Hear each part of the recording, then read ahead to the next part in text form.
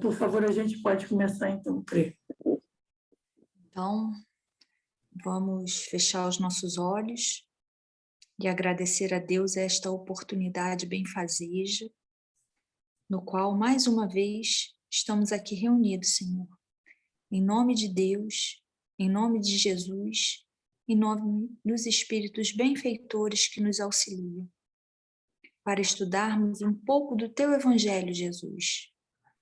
E assim, estudando, entendendo um pouquinho mais, que possamos vivenciar os ensinamentos de Jesus, que tem por base o amor. E como estamos precisando de amor no momento. A humanidade precisa desse amor, Senhor.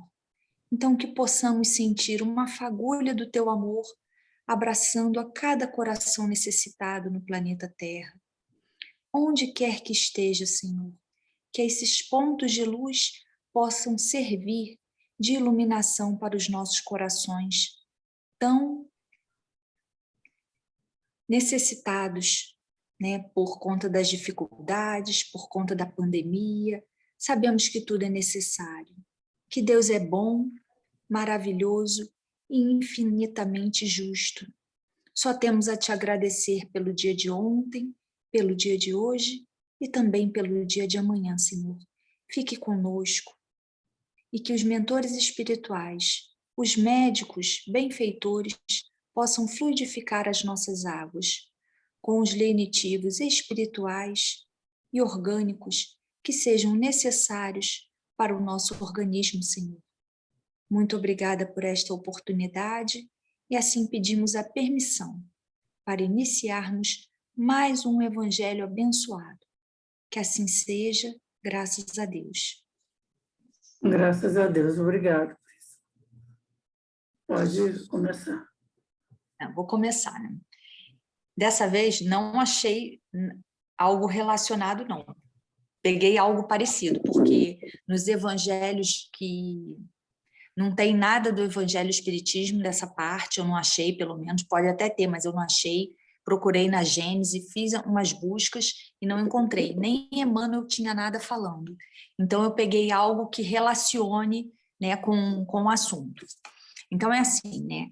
Mateus, capítulo 27, dos itens 27 ao 31, que fala: Então os soldados do governador, levando Jesus para o pretório, fizeram formar à roda dele toda a corte, e despindo, lhe vestiram um manto carmesim.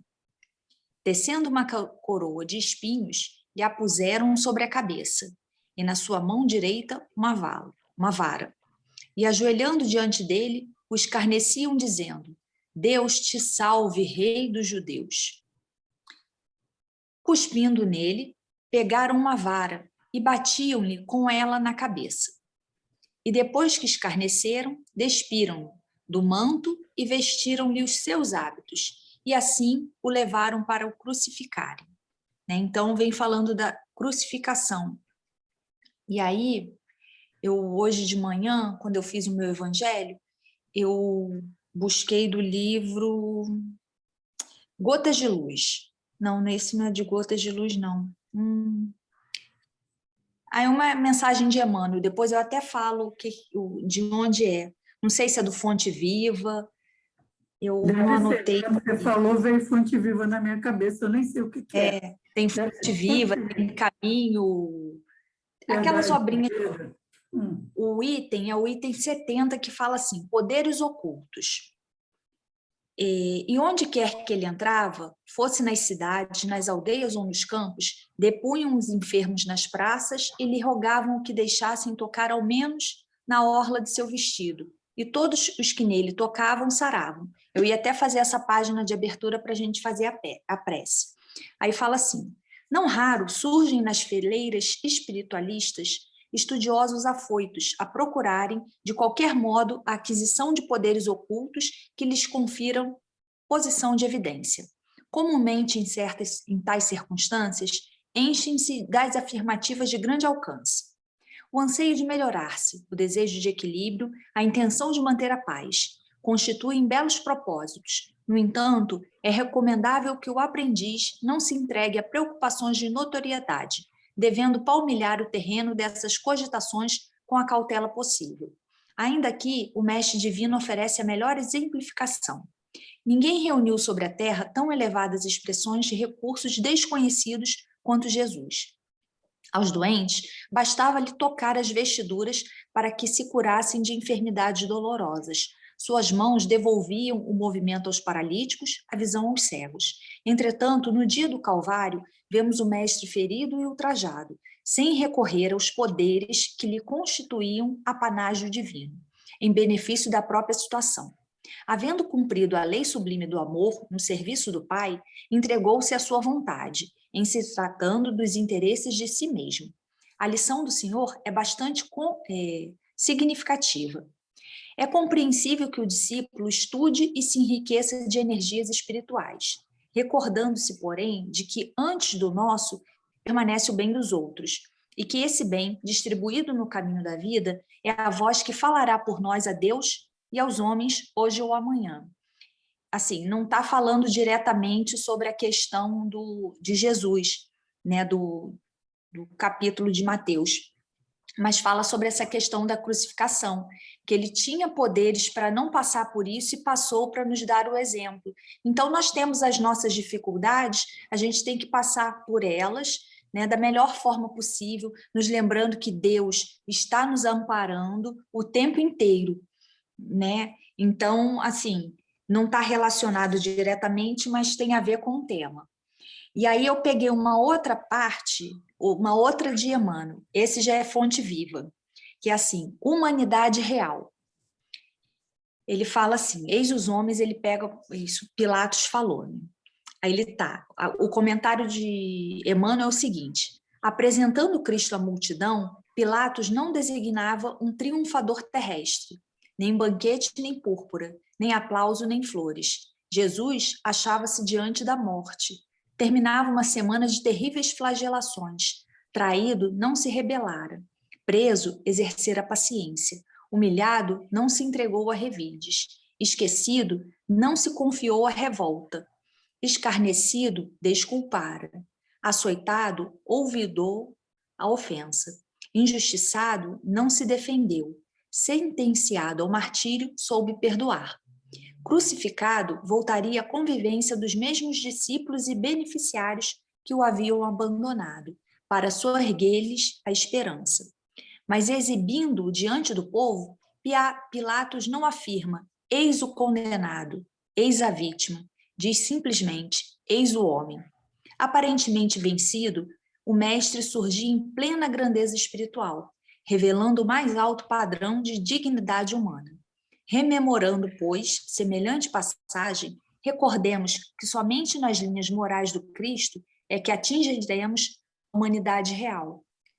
E eu acho que tem a ver com o nosso estudo, né? Não é direto, porque Emmanuel sempre pega um trechinho dos versículos lá e comenta, mas aí como eu não achei, eu falei, não, eu tenho que falar alguma coisa, vou ter que pesquisar algo que esteja relacionado para o nosso crescimento.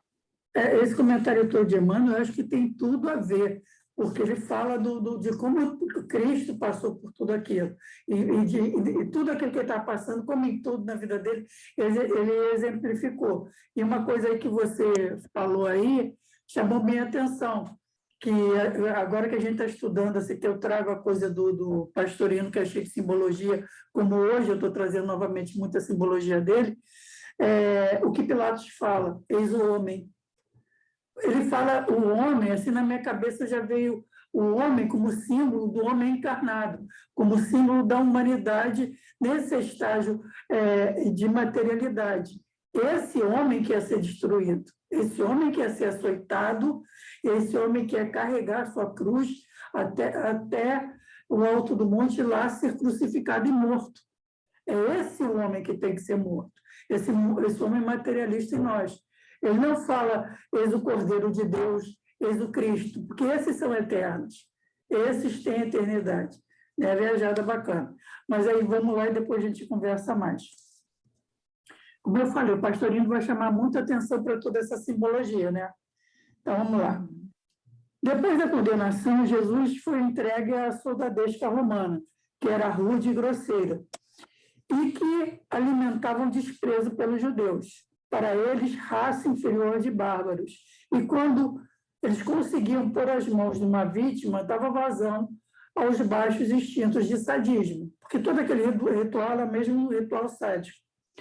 Mesmo nos momentos mais cruciais e dolorosos da vida do mestre, sempre existe o simbolismo com lições proveitosas para toda a humanidade. Vimos que Jesus não negara, mesmo até indiretamente confirmara que era rei, embora seu reino não fosse desse mundo. Tampouco seria um reino particular destinado a um único povo. Todavia, não tendo negado o adjunto dos judeus, deixou o mestre a porta aberta para a interpretação que, naquela romagem terrena, ele estabelecera que, de fato, de direito, sua autoridade se baseava nas escolas iniciáticas do judaísmo, naquele momento, na romagem terrena, enquanto homem encarnado. A universalização viria posteriormente, depois que os empregados da via, que os primeiros empregados da via, que eram os apóstolos, os enviados dos apóstolos, tivessem sido expulsos e eles tivessem mesmo expulsado os discípulos e também matado o próprio Filho do Homem. Aí viriam esses outros discípulos mais universalistas que levariam a doutrina para todo mundo. Aí sim, a via seria entregue a outros agricultores, que não aqueles restritos ao dito povo primeiramente escolhido, que era o povo judeu, que era escolhido por ser o primeiro povo que era monoteísta. Não era porque ele é o povo suprassumo, mas era o primeiro a ser monoteísta. Ele se constitui rei dos sofredores e dos mendigos, isto é, de todos os que, tendo ingressado na senda, renunciaram ao seu eu vaidoso, tomaram sua cruz e o seguiram, nada possuindo, e embora cercado de tudo, esquecidos de si mesmo, para sacrificialmente ajudarem os outros.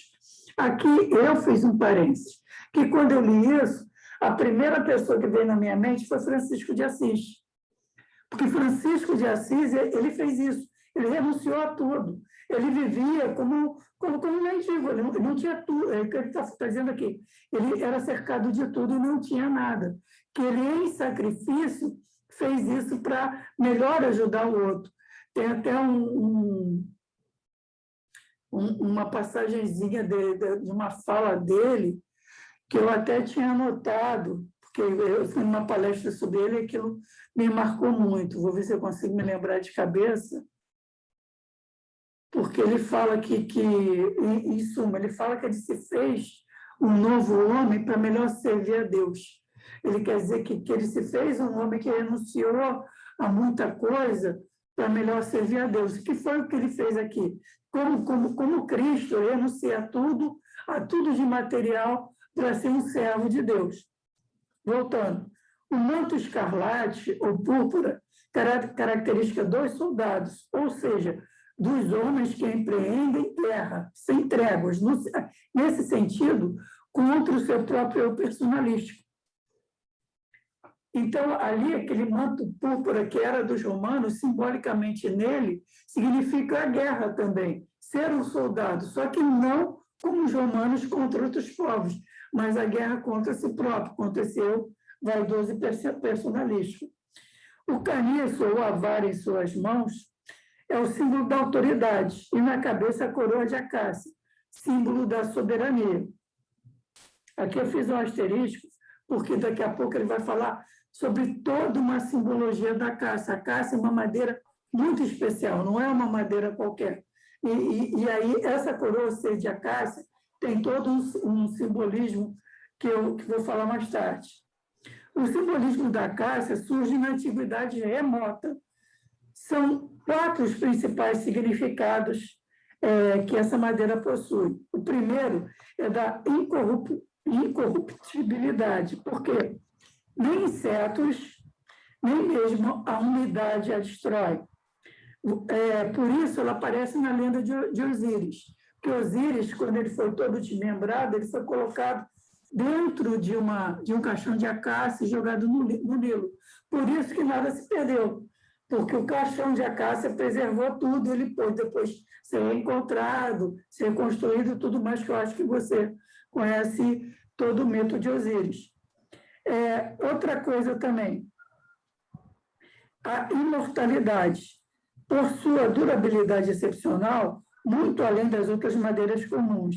Tanto, ele fala de novo que no mito de Osíris e na coroação de Jesus, a acácia exprime que a morte não é a destruição total, mas apenas uma transformação, uma metamorfose. Ali ela aparece ela coroando o Cristo, dando a ele o local de rei, que ele vai falar agora. Iniciação. No Antigo Testamento, eram feitos de acácia a Arca da Aliança, o altar do holocausto, a mesa dos pães da proposição. Você vê lá no Antigo Testamento todos esses lugares de referência, de importância, de aliança com o Senhor, tanto a Arca da Aliança, que é o conhecimento, a aliança feita com Deus, é de acácia, o altar do holocausto, que é a oferenda feita a Deus, também é de acácia, e também a mesa dos pães da proposição a Deus também é de acácia. Então, a acácia tem muita ligação com essa coisa da espiritualidade, da divindade dentro do judaísmo. E a inocência, por 3 motivos. Por causa dos espinhos, que não se deixava tocar por mãos impuras. Porque antes ele tinha explicado biologicamente a fisiologia da acácia. Ela é toda coberta de espinhos. Só assim, na base dela, que não há espinhos. Então, é quase impossível você tocar sem se ferir, né, ali, tendo os espinhos. Então, tinha essa coisa de não ser tocado por mãos impuras. Porque ela também é da família da mimosa. Então, como a mimosa, ela se toca, se fecha ao ser tocada. Então, se ela se fecha, ela não será tocada. E terceira, seu nome em grego significa ausência de maldade. Então, ela também tem toda essa simbologia de inocência. Então, basicamente, ele traz isso. A simbologia de tudo aquilo que aconteceu, que, como sempre a gente vê, por isso que eu fiz a referência sobre Pilatos, que a gente vê nas explicações do Pastorino, tudo tem uma simbologia intrínseca ali importante para outros conhecimentos que a gente começa a desvendar, e como eu já cansei de falar, e outros que ainda ficarão ocultos, porque a gente ainda não tem a capacidade de compreender. Mas, basicamente, é o que você falou. Aqui, aquele momento de que foi o início do martírio de Jesus, tem isso tudo que o Emmanuel trouxe, a exemplificação, que humilhado ele não reage, maltratado ele não apela pela violência, e morto ele nem pensa em revide e nem em acusação. Em todos esses momentos, ele é pacífico e até passivo, porque nesse momento ele foi passivo, mas eu tenho certeza que em nenhum momento desse, mesmo em total sofrimento, ele deixou de ser altivo, e de uma altivez que não tem a ver com orgulho, mas que uma altivez que tem a ver com dignidade, a dignidade daquele que é puro e que sabe que está sendo agredido e mesmo vai ser destruído por seres que estão fazendo isso porque simplesmente não compreendem o que estão fazendo. E aí é que a gente volta para uma lição lá atrás. Eu também já falei sobre aquele espanto daquela palestrante que falou que quem ama não perdoa. Aí aquele ato, como assim? Que quem ama nem se sente ofendido. O Cristo, que foi o único ser humano sobre a Terra, porque ele se fez humano para estar na Terra, que soube que era esse amor, que vivenciou esse amor, que em todo aquele momento de sofrimento, ele ali ainda não precisava perdoar, porque ali ele não se sentia ofendido. Ele compreendia que tudo aquilo eram atos de ignorância, mais nada. E nada daquilo podia ofender ele, podia atingir ele, porque aquilo tudo atingia aos agressores dele. Como em toda agressão, o primeiro agredido é aquele que agride, não aquele que sofre agressão, desde que aquele que sofre agressão saiba aceitar essa agressão recebê-la sem retrucar a violência. É claro que, fazendo a ressalta de que há momentos, sim, em que tem que haver, talvez até um revide, com aqueles momentos em que você precisa salvar a sua vida ou salvar a vida de outrem, para defender uma vida no nosso nível de inferioridade. Infelizmente, certas coisas assim ainda são necessárias. Então, primeiro que tudo, queria dar de novo boas-vindas novamente a Cris, que está aqui presente, né? Tudo Oi, bem, Cris. Cris? Tudo, graças a Para a Deus. gente comentar tudo isso hoje.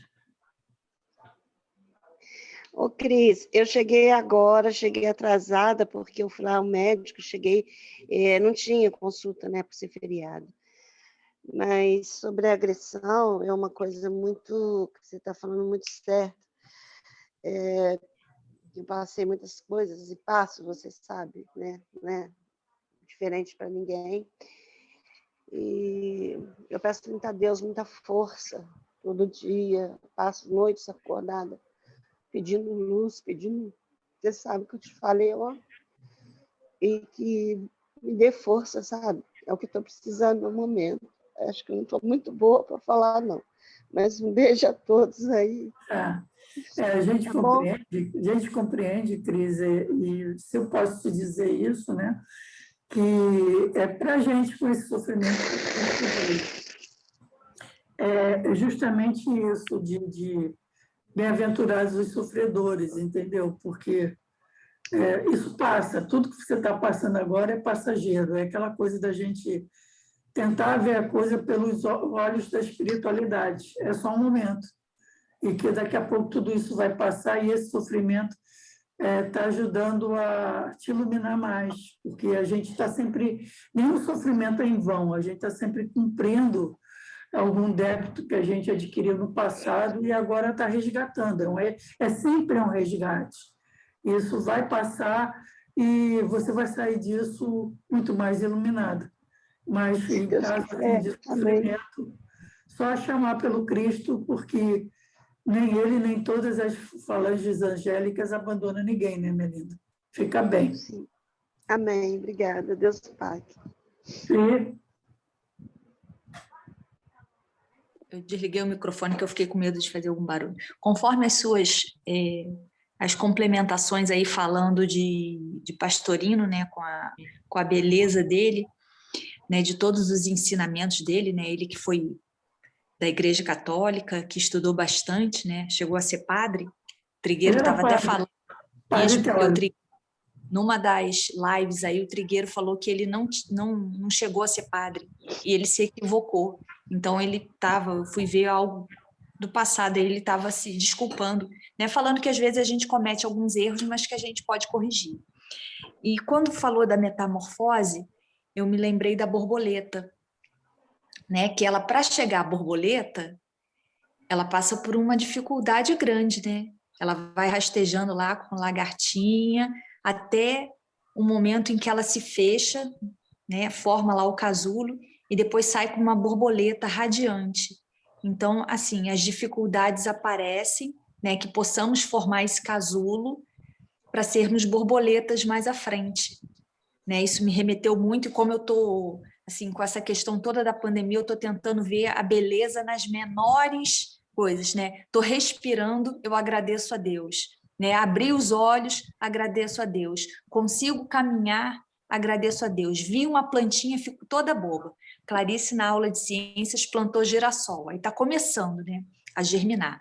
E aí, quando a gente fala em germinação também, é um processo, né, difícil, mas que é necessário. Da semente saem lindas flores, lindas árvores. Então, assim, tem toda uma beleza de Deus. Então, Deus nos dá as sementinhas, né, para que possamos plantar no jardim da nossa vida. E aí me lembrou isso quando você falou, foi comentando de todas essas questões, me remeteu muito a São Francisco mesmo. Você, quando falou de São Francisco, na oração dele, diz, né, nos diz que é dando que se recebe, né, perdoando que se é perdoado. Então, que a gente possa ter um outro olhar, esse olhar de Francisco, que tanto veio nos engrandecer, né, assim, nos ensinar, ele exemplificou Jesus, né, na sua vida. Então, assim, é um exemplo que a gente pode se agarrar para conquistar, né, dando nossos passinhos de tartaruga, porque nós não somos nem a lagartinha ainda, né? Eu, pelo menos, sou a tartaruguinha lá, né? Vou com a dificuldade, aquele passinho de tartaruga, mas um dia a gente chega lá, a gente tem que tentar se melhorar cada vez mais, né? Os nossos inimigos são os nossos defeitos, né? Eles são os maiores inimigos que nós temos, porque a gente acaba fazendo uma porção de coisas erradas por conta dos nossos defeitos, mas que possamos sempre nos lembrar que Deus é amoroso, que Ele cuida de cada um de nós, né? Se Ele cuida da borboletinha, se Ele cuida da plantinha, quem dirá de nós, né? Não tem aquela passagem que eu acho linda, né? Que vem falando que Deus cuida de tudo com muito amor, com muito carinho. Então, assim, a Cris estava falando das dificuldades, então, assim, que você possa ter a sua segurança, a sua fortaleza em Deus, porque é Ele que nos ampara, né, em cada momento, que não nos sintamos abandonados, né, por mais que as dificuldades apareçam, elas são necessárias para a nossa vida, que possamos agradecer, né, pelas dificuldades. Às vezes a gente reclama que foi injustiçada, e aí até me lembrei de um estudo semana retrasada com uma colega, que ela falou, ela teve um problema na conta corrente dela. Primeiro ela ficou desesperada, porque fizeram um empréstimo, e aí ela ficou muito nervosa, muito aborrecida, falou com o gerente, fez o BO, fez tudo o que precisava. Mas depois ela falou, eu coloquei a mão na minha consciência e agradeci a Deus, porque não sou eu que fiz o errado, né? Então, eu já estou evoluindo, eu não precisei disso. Eu estou passando pela dificuldade, mas eu não fui o agressor. Então, que a gente possa, né, não ser o agressor, né? Se formos os agredidos, é difícil, a gente sofre, mas que a gente possa ver o lado bom sempre, né? Lembrar de estar sempre em cima da montanha para ver aquela vista maravilhosa, o que você está falando, né, da questão espiritual. E esse negócio está falando aí da justiça, está falando, eu estava pensando que a gente de Umbanda, a gente encara os orixás como vibrações do amor divino, e o Xangô é a vibração da justiça. E a gente, entre nós, sempre diz para nunca pedir por Xangô, tipo assim, Xangô, porque ele é justiça, e a gente não sabe o nosso passado de outras vidas. Então, se a gente pede justiça, isso daí pode ser a cobrança dos nossos débitos. E outra coisa, você está falando da germinação, da transformação, um livro que eu li na minha juventude que me marcou muito foi Memórias de Adriano, da Marguerite Yourcenar. E tem uma passagem que ela diz assim que nada demora tanto tempo quanto o verdadeiro nascimento de um homem.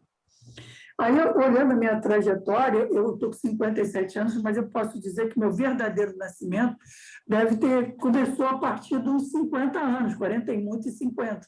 Porque antes disso, sempre, desde que você nasce, o Cristo vai colocar, a espiritualidade vai colocando no seu caminho chamamentos para a seara certa, para a trilha certa. Mas eu acho que aí entra também a misericórdia divina depois no julgamento, essa coisa da encarnação da gente nesse nível de inferioridade, de sociedade, nível de inferioridade, de matéria mesmo bruta, que é o corpo humano, que eu reparei uma coisa, o hormônio faz muita diferença na vida de uma pessoa, no raciocínio de uma pessoa. A gente acaba tendo muito menos lucidez espiritual para fazer as melhores escolhas para a gente. Eu, outro dia, estava meditando sobre isso. Gente, quanto tempo eu perdi perseguindo ilusões e quanto sofrimento desnecessário perseguindo ilusões. Porque a gente demora muito tempo para perceber o que é importante realmente na vida. Eu acho até que essas gerações mais novas tiveram uma oportunidade de ouro, porque essa pandemia, como a gente está cansado de comentar, fez todo mundo olhar para dentro. Então, de repente, eles podem ter essa possibilidade de descobrir o que é realmente importante de modo muito mais rápido do que a gente, que tinha a liberdade toda, desculpe, para fazer besteira, para não falar outra coisa, né? A gente tinha toda a oportunidade para tentar a nossa vida egoísta, de satisfação pessoal, que, na realidade, eu estou falando de mim. A minha vida era isso, eu queria saber como é que eu ia construir a minha felicidade, sem entender que felicidade é essa construção interna, essa coisa de você estar em equilíbrio, você alimentar a tua chama crística. Porque aí sim, quando você alimenta tudo isso até, é claro, mas o nível maior que é esse do Cristo, que, como a gente comentou, ele estava sendo maltratado, torturado, humilhado, destruído, e ainda assim em paz. Ali ele não estava em sofrimento. Sofrimento físico, sim. Moral, nunca. Porque ele já tinha construído essa felicidade dentro dele. Tanto que eu nem falei, mas tem uma passagem que o pastorino fala, que é essa coisa de ser colocado nele o cetro e a coroa e o manto, mas o trono dele, que ele subiria para o seu reino, foi a própria cruz. A cruz era aquele trono. E era para o espírito dele com maior tranquilidade e paz no coração. Porque é isso que falta para nós, é o que você falou. O nosso sofrimento maior, os nossos inimigos maior, nosso inimigo maior somos nós mesmos. Porque quando a gente vence isso, até a ofensa do outro não nos atinge tanto. Porque, às vezes, também, muitas vezes, o que acontece é que o que o outro faz atinge feridas que nós já temos, que nós ainda não cicatrizamos. E esse aí volta a dizer, nada demora tanto tempo quanto um verdadeiro nascimento de um homem, porque esse nascimento inclui isso, romper com tudo isso que é desnecessário, incluindo sofrimentos que a gente percebe com a maturidade espiritual que são desnecessários, para conseguir começar a se criar, começar uma infância espiritual, para ter esses novos valores que vão nos blindar de sofrimentos desnecessários.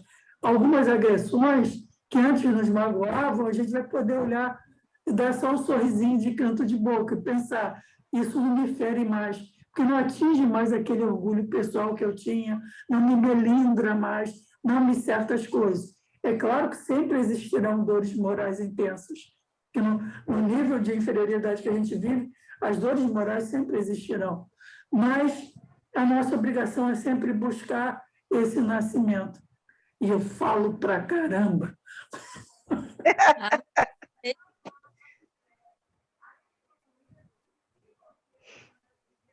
Então, concorda? Sim, sim. Não, tá muito coerente. A gente tem que observar, e isso leva tempo mesmo, né? Vencer os nossos defeitos é bem difícil, mas que possamos sempre pedir ajuda a Deus, né? Porque Jesus disse, pedi e obtereis. Né? Deus não nos desampara. Por mais que estejamos vendo tantas coisas difíceis, Ele está sempre conosco, né? Que tenhamos sempre essa certeza no coração, Cristina. Assim, eu tento todos os dias me lembrar o quanto Deus é maravilhoso, o quanto Ele é bom. E uma né? coisa que eu já havia comentado com a Cris no particular, que eu vou abrir para você, eu acho que você vai concordar comigo, que é a nossa obrigação de amar ao Senhor teu Deus sobre todas as coisas. Mas a gente tem que reconhecer que esse Senhor, nosso Deus, Senhor de todas as coisas, está dentro de nós. É a chama divina que temos em nós.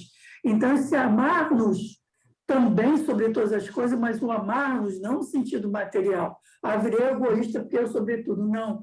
No sentido de preservar em nós, reconhecer em nós que nós somos esse vasilhame divino de Deus. Ele está em nós. E isso que a gente tem que venerar. Por exemplo, eu peço um mega perdão a Deus, ele sabe disso, tanto que eu uso a minha máscara N95, sai pela rua caminhando, quase morrendo de sufoco, mas não fico reclamando. Por quê? Eu fumei, eu ofendi, eu maltratei esse corpo saudável que eu recebi para agir, para aprender aqui. Então, o sofrimento físico que eu passo agora é todinho meu. Eu não tenho que reclamar nada, pelo contrário, eu tenho que agradecer. Porque, de repente, passando por esse sofrimento agora, talvez eu esteja abreviando ou acabando com o sofrimento espiritual que poderia ter depois. Nesse sentido, eu até agradecia um pouco a coisa da pandemia de ser um sofrimento físico para mim, porque eu já estou resgatando a bobagem que eu fiz, que eu desrespeitei o Deus em mim, quando eu desrespeitei o tabernáculo dele, porque tem essa outra coisa quando se fala no tabernáculo, na casa de Deus, não é igreja, não é uma igreja material, a casa de Deus é a criação toda, é tudo que está vivo. Deus está na plantinha. Se eu chuto um gato, chuto um cachorro, eu também estou chutando Deus. É a coisa do amar ao próximo, que vai além do outro ser humano, do meu irmão, do meu sobrinho, do quem for. É amar toda a criação. Isso inclui a mim mesmo. Concorda? Sim, amar toda a criação, toda a natureza, tudo que tem, né? Tudo o que tem é criação de Deus, né? Até o vírus, que muitos falam que esse vírus maldito não tem nada de Não é maldito, né? Nada é E ele maldito. está se pagando, porque o vírus também evolui. Todos nós evoluímos, inclusive o vírus, né? Só que a gente tem que tomar o cuidado para não propagar nada errado, né? Não fazer o errado, tentar fazer ao máximo o certo. Eu sei que cada um tem a sua dificuldade, né? Assim, a gente pode falar até que é privilegiada, que a gente tem um espaço para poder ficar em casa. Assim, eu tenho pedido muito a Deus por aqueles que vivem dificuldades, né? Tem aquelas pessoas que vivem num cubículo, que tem uma família grande de 8 pessoas, que não tem, né, como se isolar. Então, eu peço tanto que Deus proteja. Tem as pessoas que vivem nas ruas, não, porque ninguém vive na rua, né? Os que estão nas ruas, que não têm o teto para se abrigar. Assim, o quanto é difícil, né, para cada um deles. Né? Porque quando será? Eu estava vendo, não sei onde que eu assisti. E esses irmãos, quando que eles serão vacinados? Será que eles serão vacinados? Como? Olha só. Como? O certo seria, também tinha pensado sobre isso lá atrás, quando falou o negócio de vacina, eu pensei população de rua. Como é que vacina a população de rua se você não tem como fazer nem controle de quem já tomou ou não, porque eles não têm, a maioria não tem documento? É uma indigência total.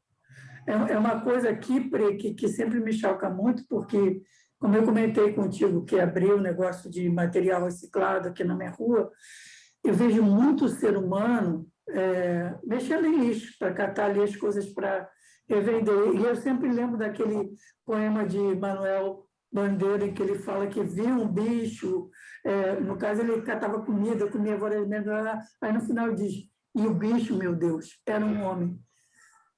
Quase todo dia, Pri, quando eu saio, vem isso na minha cabeça. Quando eu vejo alguém mexendo, eu penso, e o bicho, meu Deus, era um homem. Porque aqui não sei o resto do Brasil, mas aqui no Rio de Janeiro, a gente tem uma população muito grande de moradores de rio que estão vivendo em nível de animalidade mesmo, Pri. Eu, quando ia para Mangaratiba de madrugada, que eu saí de madrugada mesmo para pegar o metrô ali no Estácio Linha 2 para ir lá para Coelho Neto, para pegar não sei o que, para chegar lá. Teve uma madrugada que tinha um morador de rua que estava violentando uma moradora de rua. Sabe, aquilo me bateu, assim, aquela coisa da animalidade mesmo, entendeu? Eu pensei nos cachorros, assim, quando tem uma cadela no cio. Aí me chocou mais ainda, porque eu não tinha o que fazer, mas eu entrei no metrô e falei com segurança, e ele falou, minha senhora, eu só cuido aqui de dentro. Aí eu pensei, é isso, essa população vem crescendo há muito tempo, porque as pessoas só cuidam daqui de dentro. Todo mundo só cuida daqui de dentro. A gente não... né? E a gente está pagando agora, Pri, por isso que eu já falei para você, eu não sou daquelas que, quando eu oro no grupo do centro, eu digo, porque as falanges do espaço levem o vírus. Não digo. Sabe por quê? Porque a gente está pagando essa coisa do eu só cuido daqui de dentro. A gente não criou o coletivo. Nós não criamos na sociedade o sentimento de sociedade coletivo. Então, como é que a gente quer uma solução que só pode ser coletiva para um problema de saúde? Não existe isso. Não tem como. Não tem a gente ainda tem algo a aprender. Muito. Algo não, né? Muita coisa para aprender. Porque Deus é maravilhoso, Jesus é maravilhoso. O vírus foi, assim, final de lição. Já falamos, mandamos isso, já mandamos isso, isso. E vocês não aprendem. Pelo contrário, vocês estão indo em sentido inverso, vocês estão cada vez mais egoístas, mais materialistas. Então, a lição já foi aprendida em muitos lugares do mundo. Aqui não foi, e aqui vai durar. Está aí, estão todas as projeções, mais uns 2 anos nessa balada. Porque a gente, infelizmente, é o que nós merecemos, é o que nós precisamos, porque não tivemos esse sentimento, não aprendemos esse sentimento de coletividade. Bom, alguém quer acrescentar mais alguma coisa? Porque eu estou falando para caramba e a gente tem que... Não, Cris. Eu só queria comentar uma coisa, se puder. A Cris falando sobre a borboleta. No dia 20 de janeiro, eu fui lá no Alto de Santa Teresa, tem uma cachoeira lá. E nós fomos fazer uma entrega para os orixás, né, de frutas e tudo. E fui eu, e a Lurdinha e o Ronaldo. Menina, mas veio uma borboleta azul e branca, coisa mais linda, enorme. Ela pousou em mim, assim, no meu ombro. E eu estava ali de assistente, porque a única coisa que eu pude dar foi a canjica e a pipoca. Mas eu sei que foi tão bem recebido por todos eles. E ela ficou no meu vestido. E eu achei aquilo tão lindo, que eu não esqueço, não passo, sabe?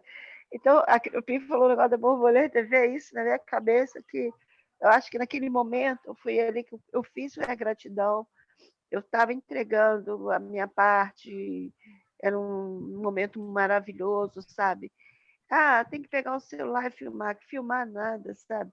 Tem que sentir no coração. Um sinal para você, né? Um sinal espiritual. Sabe? Foi. Beleza. E dali, hoje, se Deus quiser, eu vou lá na Urca. Vou lá, hoje é dia de Xangô, né? Tem que ir lá, pedir para ele alguma coisa. Vou lá botar a cabeça na pedra, Paulo vai comigo, vou tentar mentalizar um pouco. Eu preciso disso, sabe? Se Deus quiser, na próxima eu vou estar melhor. Então, Melinda, se botar a cabeça lá na pedra, vai fazer você sentir essa força? Vá. Vai lá, coloca por mim também. Pode deixar, com certeza. As coisas, toda a simbologia, ela é feita para isso, para que as pessoas tenham um foco, aquele foco espiritual naquilo. Vai lá e faça mesmo. Pri, então, vou pedir para você encerrar para a gente poder escolher o evangelho da semana que vem. Tá? Por favor. Então, fechar os nossos olhos, nos conectar a Deus, a Jesus, né, agradecendo por esse momento de reflexão, de melhoria espiritual, lembrando que aqui nós estamos na teoria, mas que possamos colocar em prática tudo que foi ensinado por Jesus há tanto tempo, mas a gente ainda está batendo a cabeça para aprender. Então, que essas mensagens de amor que foram conduzidas até nós, que essas energias benéficas possam ser espalhadas, Senhor, por cada ponto, né, como se fossem assim vagalumes passeando e chegando a cada coração necessitado, Senhor. Abençoe aqueles que estão nos hospitais, estejam trabalhando ou estejam enfermos. Abençoe aquelas pessoas, Senhor, que estão nos presídios, aqueles que não têm um teto para se abrigar, Senhor. Abençoe dos asilos, dos orfanatos. Abençoe a cada um, Senhor Jesus. Abençoe aqueles que ainda não te conhecem. Senhor, que cada irmão necessitado no planeta Terra possa receber esse vagalume de luz, Senhor, do teu coração. E essa luz possa iluminar o seu coração para que ele possa passar pelas dificuldades, Senhor, lembrando que tu és maravilhoso sempre. Com o coração assim altamente agradecido por mais essa oportunidade benfazeja, pedimos aos mentores espirituais responsáveis por este trabalho para dar a permissão, né? Pedimos permissão para finalizarmos mais um evangelho abençoado. Que assim seja, que possamos estar reunidos na próxima semana. Graças a Deus. Graças a Deus. Agora que deu o aviso de que Vamos lá, escolher a esmo. Estou com a Bíblia aqui, agora lembrei de trazer a Bíblia. Lucas 18, 15 e 17. Você já fez esse? Jesus Não abençoa sei. as crianças? Não. Jesus, capítulo 18, versículo Lucas, 17. Lucas Ah, 18, 15 a Lucas 17. 15 a 17. Isso. Jesus Não, não abençoa lembro. as crianças. Não, não fizemos não, né? Pelo menos não estou lembrando. Eu já devo ter lido em algum lugar, porque eu já tenho até ideia mais ou menos do que vai ser. Vai ser aquela coisa que ele provavelmente vai falar coisa de que a criança em si não é um espírito inocente, porque ela já viveu muitas coisas. Isso aqui significa assemelhar-se à inocência infantil, que não mente, que recebe as coisas sem preconceito, muito provavelmente. E bem atual, né? Já tô Tudo muito atual. Ainda mais a gente aqui que está vivendo num momento tanta mentira, né? De tanta pós-verdade, aí a gente vamos ver isso aí com muito carinho. São 2 versículos, mas que eu garanto que vai dar muita coisa. E outra coisa também que eu queria observar, Com certeza. que graças a Deus, assim, o nosso estudo, ele depois dá margem para a gente se envolver nos comentários até outras ideias e outras descobertas. Isso está sendo muito bom. Acho que para todas nós isso aí também está sendo muito bom. Né? Então, Só que a gente tem que se lembrar, quanto mais se sabe, mais se é cobrado em Cristina. Então, ó, Com certeza. a gente tem mais responsabilidade. não falo. Tudo bem que eu vivo ficando na banana. Eu ontem mesmo perdi a paciência com uma amiga, aí não estou um pouquinho ríspida com ela. Eu ainda nem falei com ela, eu já estou esfriando a cabeça, que eu vou pedir desculpa e tudo mais, babá. Mas realmente, ontem ela estourou minha paciência. É uma pessoa meio difícil, ela tem as questões dela, tem muito problema emocional, que eu vou levando, vou sempre tateando, sempre em off. Mas ontem o dia estava muito complicado para mim, ela estava alongando muito uma coisa, eu dei fui um pouquinho mais ríspida, né? Um pouquinho mais ríspida. Mas aí agora estou deixando passar que aí depois, com muita calma nessa hora, eu vou pedir desculpas, porque, tipo assim, na mesma hora eu reconheci o erro. Só que a pessoa aqui, eu reconheço que a pessoa aqui ainda tem aquela coisa do que eu sempre digo, que eu tenho um leão amarrado na coleira, mas ele ainda é um leão, entendeu? Eu sei do problema, mas ainda não sanei ele. Então, adormece o leão primeiro, deixa entrar em sono profundo para depois passar a escova. Tudo, mas pelo menos já na hora já percebi, passei do ponto. Coisas que provavelmente anos atrás eu não perceberia, ia ficar por isso mesmo, e até o final dizendo que não, ela merecia. Aquela coisa do já saber, né? Você já sabe que É um passo de cada vez, né? Um passo de cada vez. E graças a Deus, eu tenho essa coisa também, que eu tenho amigos também que sofrem muito se autocobrando. Não, eu respeito o meu limite. Eu sei que, intelectualmente eu estou estudando para caramba, mas como eu estou cansado de falar, a distância entre isso aqui é muito longa. É muito longa.